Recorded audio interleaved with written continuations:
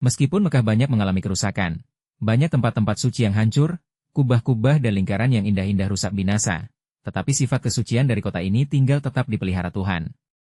Di bawah kerajaan Fatimiyah, pengaruh Mesir bertambah kuat di Mekah. Tetapi sultan-sultan dari Yaman dan amir-amir yang berasal dari keturunan Nabi Muhammad sendiri dari Mekah menentang pengaruh dari luar itu. Kekuasaan Hashimiyah ini terutama kelihatan sesudah Qatadah berkuasa dalam tahun 1202 Masehi. Tetapi tidak berapa lama kemudian sesudah kejatuhan pemerintahan Abbasiyah, kekuasaan Mesir dapat didirikan kembali oleh Sultan Aibar dalam tahun 1269 Masehi.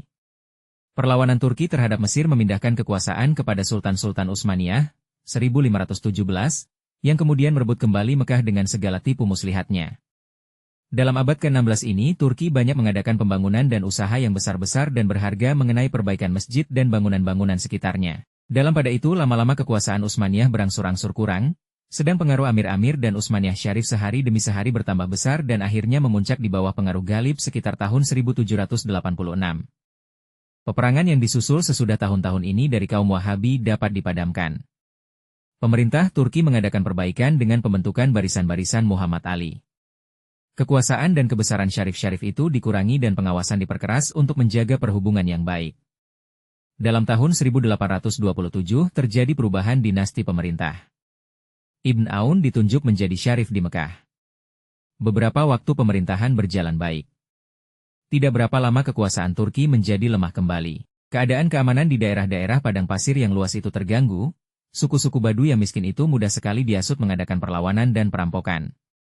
Yang dapat mengatasi keadaan ini ialah keluarga Hasaniyah, yang sejak permulaan Islam memang mempunyai pengaruh di daerah-daerah semenanjung Arabia. Mereka lalu merampas kekuasaan di atas kota suci ini dan juga menaklukkan beberapa daerah Baduy. Dalam tahun 1858 mereka mendirikan semacam kerajaan dengan Mekah sebagai ibu kota. Pengaruh amir-amir dan syarif-syarif di Mekah selalu berubah-ubah saja dari masa ke masa menurut kepada kekuatan pernaungan kekuasaan asing yang memerintah di Hejaz atau menurut kepada akibat perhubungan antara satu keturunan dengan keturunan yang lain.